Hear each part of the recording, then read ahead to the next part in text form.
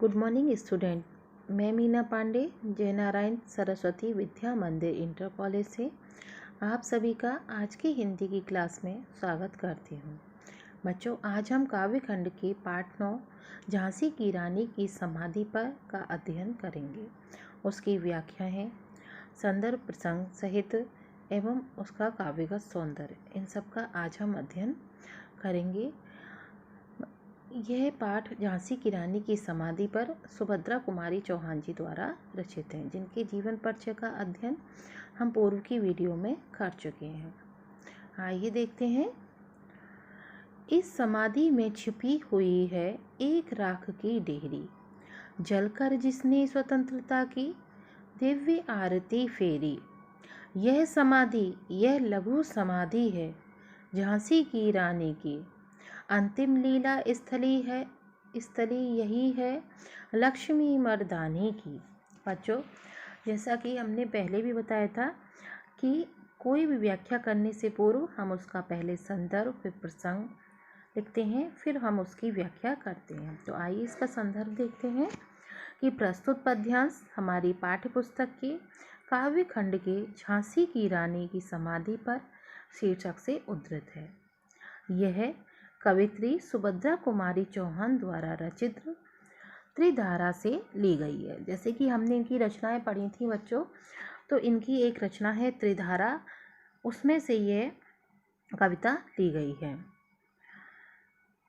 प्रसंग है इसका कि प्रस्तुत पंक्तियों में कवित्री सुभद्रा कुमारी चौहान ने रानी लक्ष्मीबाई के बलिदान और उनकी समाधि की गौरव गाथा प्रस्तुत की है कि रानी लक्ष्मीबाई की मृत्यु के बाद उनकी जो समाधि है उसकी गौरव गाथा यहाँ पर उन्होंने प्रस्तुत की है कि उन्होंने जो अपना बलिदान दिया था। आइए इसकी व्याख्या देखते हैं। इस समाधि में छिपी हुई है एक राख की ढेरी, कि लक्ष्मीबाई की समाधि की ओर संकेत करते हुए कवित्री कहती है कि उस समाधि में उस वीरांगना की राख छिपी हुई है। राख की ढेरी अर्थात राख का ढेर, राख छिपी हुई है जिसने जलकर जिसने स्वतंत्रता की दिव्य आरती फेरी। उस वीरांगना की राख छिपी हुई है जिसने स्वयं जलकर स्वतंत्रता देवी की आरती उतारी थी। अर्थात जिस प्रकार आरती उतारने के लिए दीपक या कपूर आदि जलाया जाता है, उसी प्रकार रानी लक्ष्मीबाई ने आरती के रूप में स्वयं को प्रस्तुत कर दिया था। कवित्री कहती है कि यह समाधि, यह लघु समाधि है झांसी की रानी की। तो कवित्री ने क्या कहा है कि यह लघु समाधि अर्थात ये छोटी, लघु अर्थात छोटे, कि यह समाधि स्थल भले ही छोटा सा है, किंतु यह रानी लक्ष्मीबाई के साहस एवं वीरतापूर्ण बड़े बड़े कारनामों की यादों को अपने अंदर समेटे हुए है। यह समाधि, यह लघु समाधि, लघु अर्थात छोटी, कि यह जो समाधि भले ही छोटी है और किसकी है, झांसी की रानी की, अंतिम लीला स्थली, और यह झांसी की रानी की क्या है, अंतिम लीला स्थली भी है। यही है लक्ष्मी मर्दानी की, उस वीर महिला ने वीरता एवं साहस से युद्ध करते हुए अंग्रेजों के विरुद्ध अपना आखिरी युद्ध लड़ा था, और इस महान महिला को यही वीरगति प्राप्त हुई थी। तो यहाँ क्या है, उन्होंने लक्ष्मीबाई की समाधि की ओर संकेत करती हुई कवित्री ने रानी लक्ष्मीबाई के बारे में यहाँ पर वर्णन किया है कि उन्होंने किस प्रकार से अंग्रेजों से लड़ते हुए अपनी वीरता का प्रदर्शन किया था और किस प्रकार से वह महान महिला वीरगति को प्राप्त हो गई थी। तो बच्चे, इसका काव्यगत सौंदर्य देखेंगे। काव्यगत सौंदर्य में हम बताते हैं कि इसकी भाषा कौन सी है, कौन सी शैली का प्रयोग किया गया है, कौन सा छंद, कौन सा रस इसका इसमें प्रयोग किया गया है। तो आइए देखते हैं इसका काव्यगत सौंदर्य।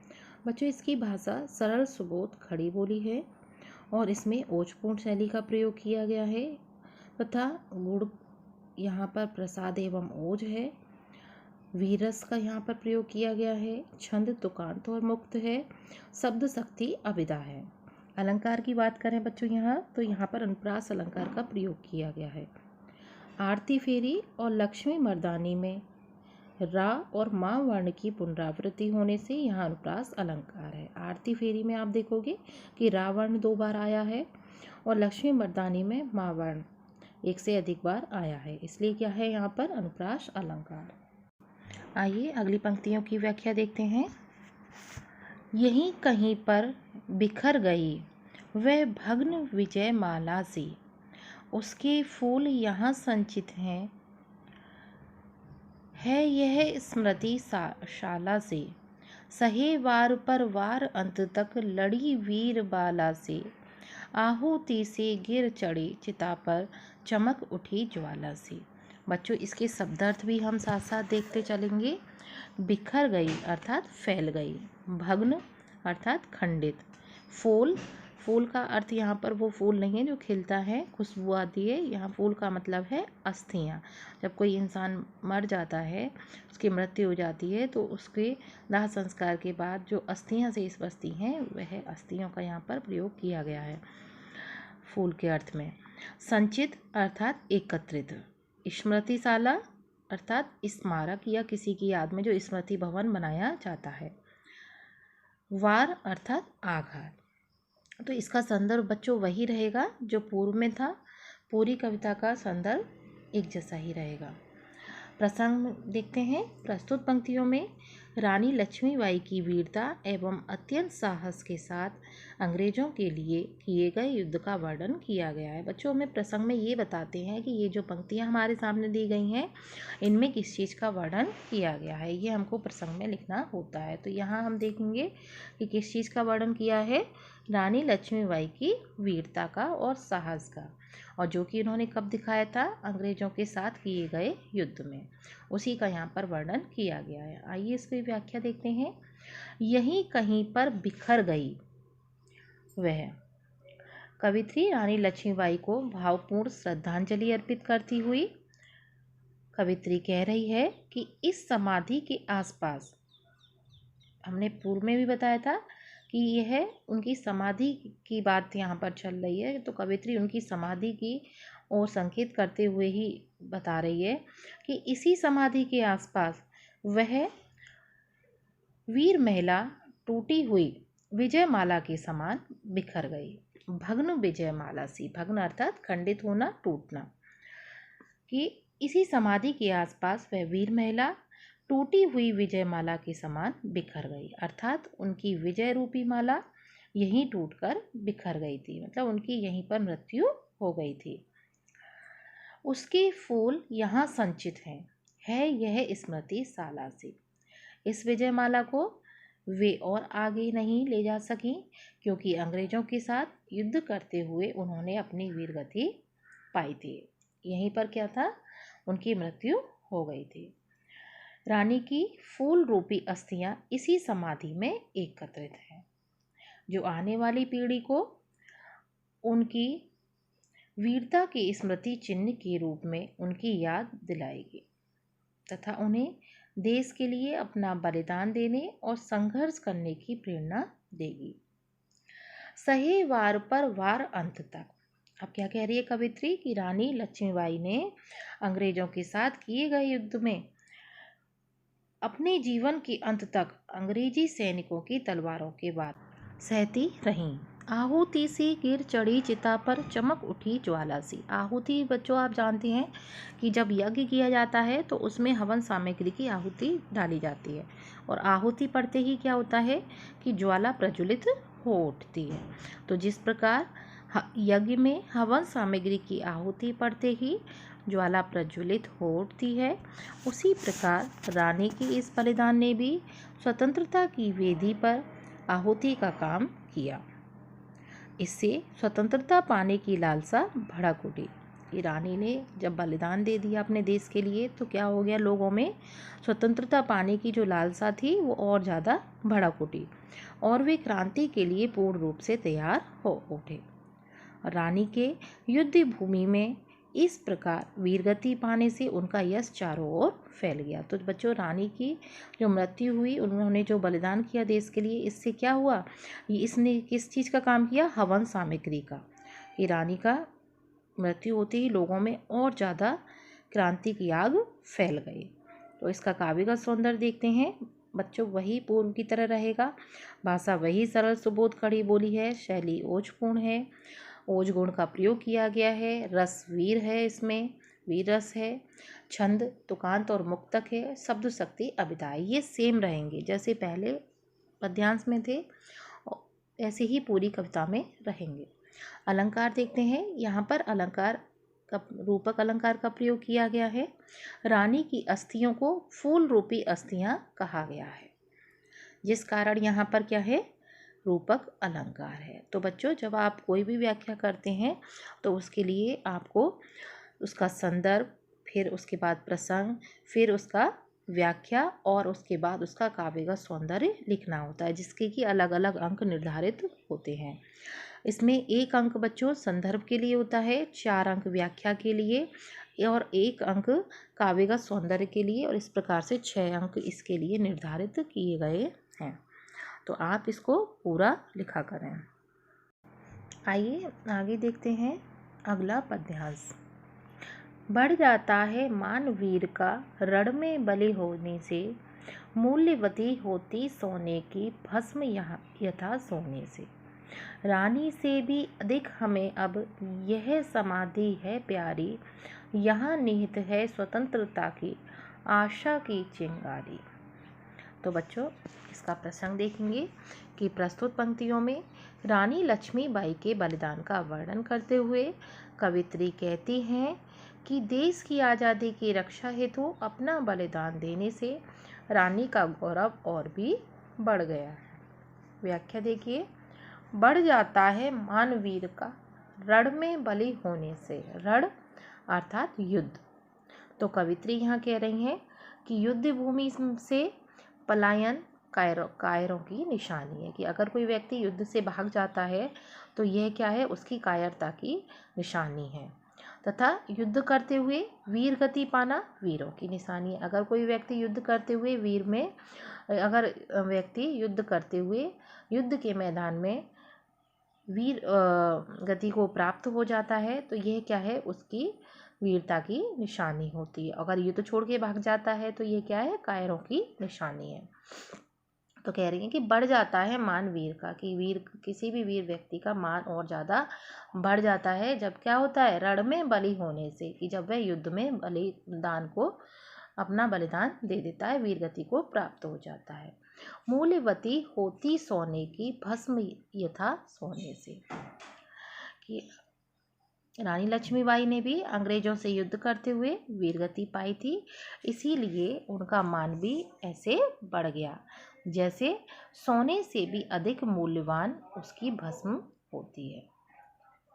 सोना जो होता है उसकी जो भस्म होती है बच्चों, वह सोने से भी अधिक मूल्यवान होती है। उसी प्रकार से क्या है, रानी ने अंग्रेजों से लड़ते हुए अपने जो है वीरगति को प्राप्त हो गई, इसीलिए उनका मान भी और ज़्यादा बढ़ गया। रानी से भी अधिक हमें अब यह समाधि है प्यारी। रानी ने भी अपना बलिदान देकर हम भारतीयों में स्वतंत्रता की ज्योति जलाई है, इसीलिए उनकी यह समाधि अब हमें बहुत प्यारी है। और जो अग्नि के रूप में फैलकर क्या करेगी कि हम सब भारतीयों को भविष्य में अन्य किसी की दासता से मुक्त होने के लिए प्रेरित करती रहेगी, कि अगर हमें कोई अपना दास बनाता है तो उससे मुक्त होने के लिए यह समाधि हमको प्रेरित करती रहेगी। यहाँ निहित है स्वतंत्रता की आशा की चिंगारी, कि रानी की, कवित्री कह रही है, रानी की जो ये समाधि है, यह समाधि हमको बहुत प्रिय है और इस समाधि में स्वतंत्रता रूपी आशा की चिंगारी निहित है। निहित है अर्थात रखी हुई है या छिपी हुई है। तो इसमें स्वतंत्रता रूपी आशा की चिंगारी छिपी हुई है, जो अग्नि के रूप में फैलकर क्या करेगी, हम सब भारतीयों को भविष्य में अन्य किसी की दासता से मुक्त होने के लिए प्रेरित करती रहेगी।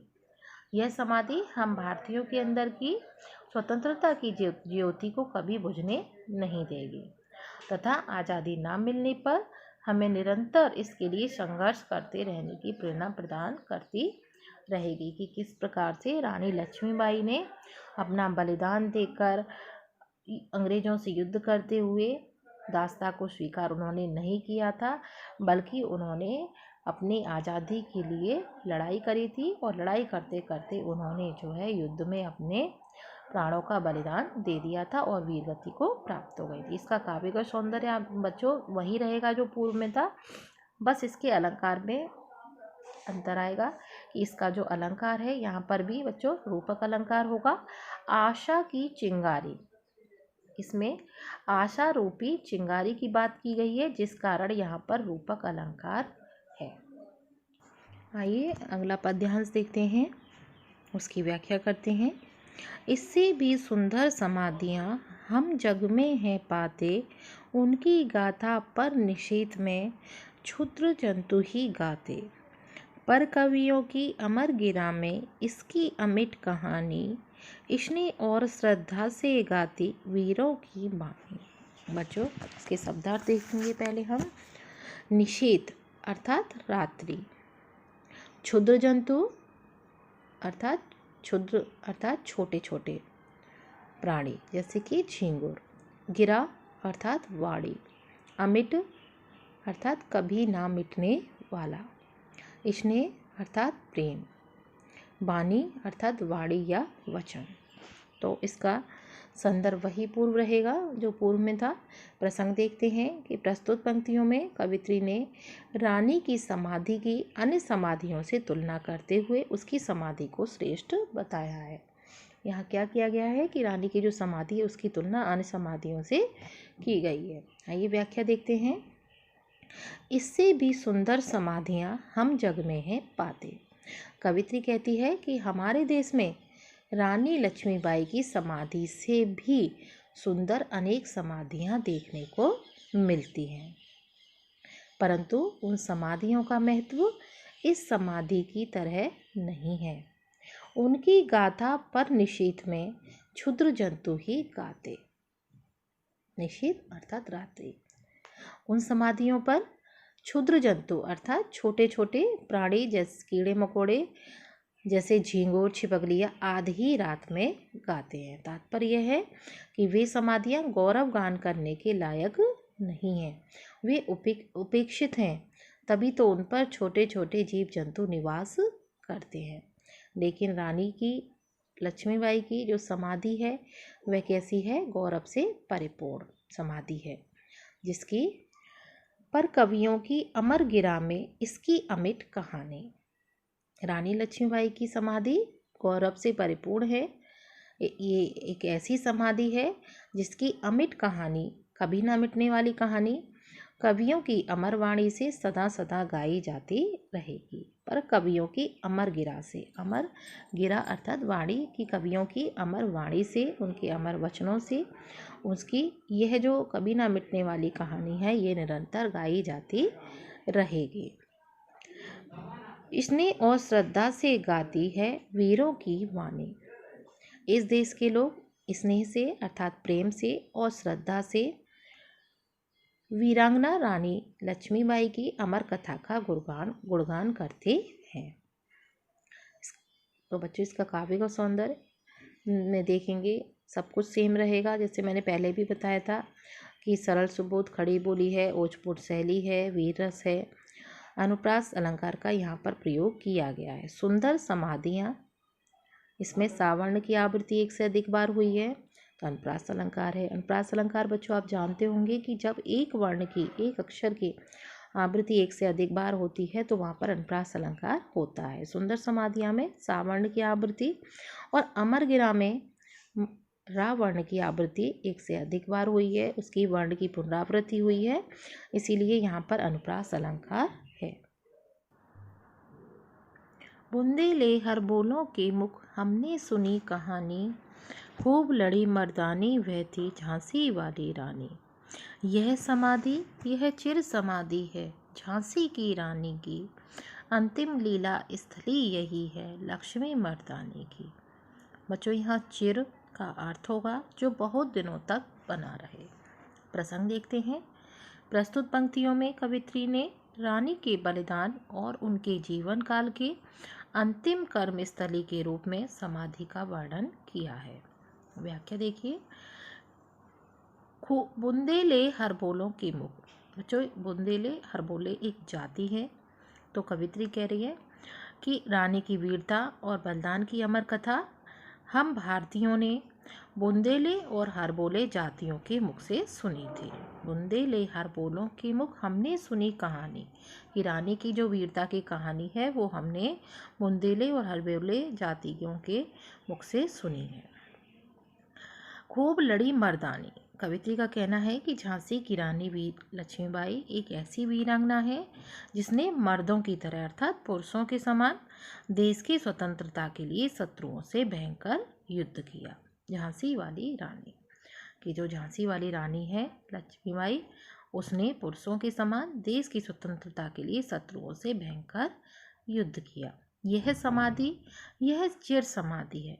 तो समाधि के विषय में कवित्री का कहना है कि यह जो समाधि है वह चिर समाधि है अर्थात दीर्घव्यापी है, बहुत दिनों तक बनी रहने वाली। झांसी की रानी की ये जो समाधि है यह समाधि कैसी है? दीर्घव्यापी है। अंतिम लीला स्थली यही है लक्ष्मी मर्दानी की कि यह पुरुषों के समान युद्ध करने वाली रानी लक्ष्मीबाई की अंतिम कर्मस्थली है। इस समाधि का महत्व हम भारतीयों के हृदय में सदा अंकित रहेगा। तो बच्चों यहाँ पर हमने देखा कि कवित्री ने रानी लक्ष्मीबाई की समाधि का वर्णन यहाँ पर किया है।